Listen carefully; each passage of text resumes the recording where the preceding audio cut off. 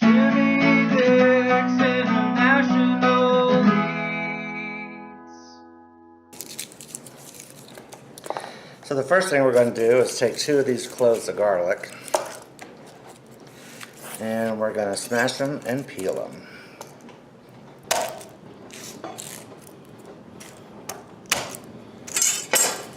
Look how easy that is now. Bam. One hit wonder. Hit this thing once and it's wondering where's its shell.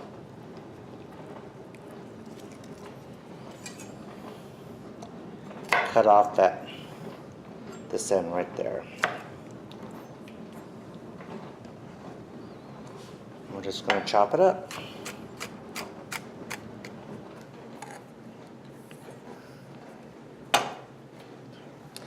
Booyah.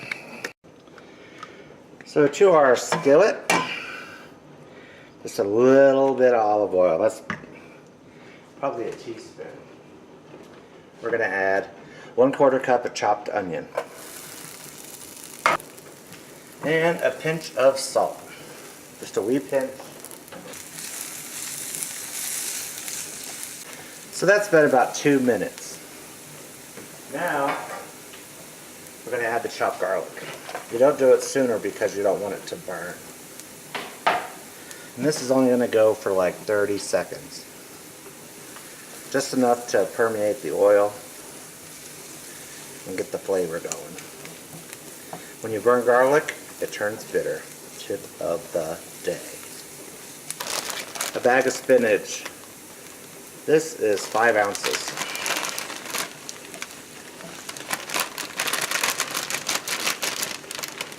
Get it all in there, every last little leaf.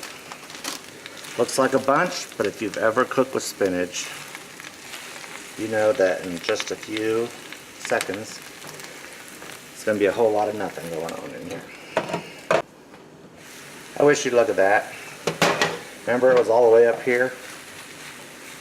Now, like I said, it is next to nothing. So I'm going to turn this off. And we're going to let this cool completely. So I'm chopping up 2 green onions. Mainly just the green, but if you get a little bit of the white, that's fine too. And we're going to put these in this bowl here with 8 ounces of softened cream cheese. 8 ounces of softened cream cheese. And to that, we are going to add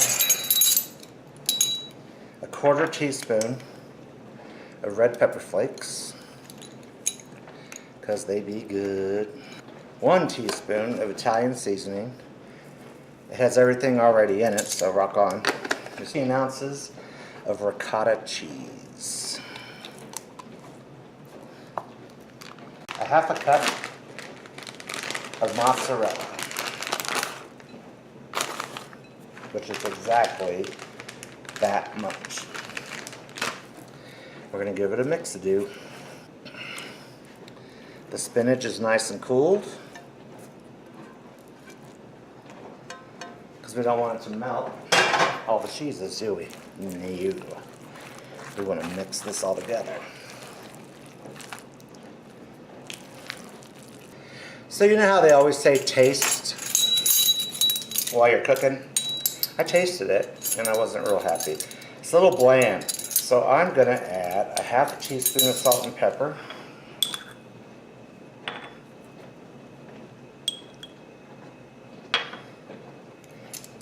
And just for fun, I have this leftover Colby Jack cheese. I'm going to put some of that in there too.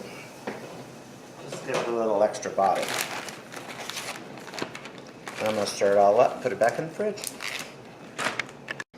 So, I cooked my noodles for 2 minutes less than the box suggested. Why? Because I don't want them cooked all the way through, because then they'll get mushy. So then I ran them under cold water. That does 2 things. 1, it stops the cooking process.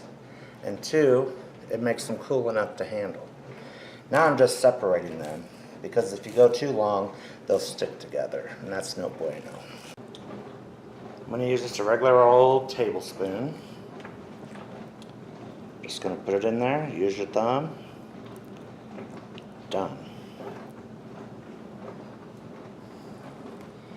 I told you before, cooking is freaking easy. You have to admit, there has been zero effort put into this dinner so far. Very little.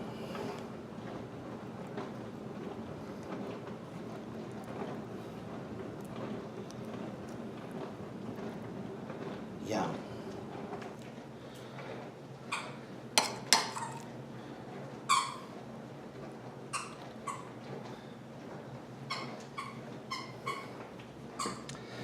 Looky here. You might think I know what I'm doing. So in my Dutch oven here, I'm going to spray just a wee bit of non-stick. And we're going to put a little bit of canned spaghetti sauce because I'm all out of my fresh stuff that I make. I just used it all the other night. And then we're going to place these in here one at a time. Because you want to try and keep the shell side down and ricotta up. Because as it gets hot, some of it will naturally want to come out. When I overlap, I like to go in the opposite direction. That way, when you're spooning it out, you are not tearing them apart. But the rest, not the rest, but we're going to save a little bit back.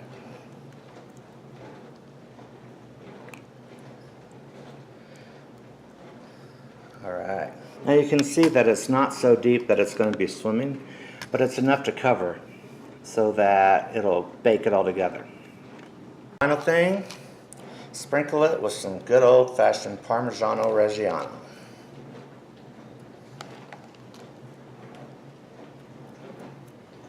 We're going to put a lid on it. That's going to steam it all up, and we're going to bake it for 30 minutes at 350. Just took it out of the oven. Booyah! Man, it looks good and it smells even better. I hope you try this. Please subscribe to my channel. Have a great, wonderful day.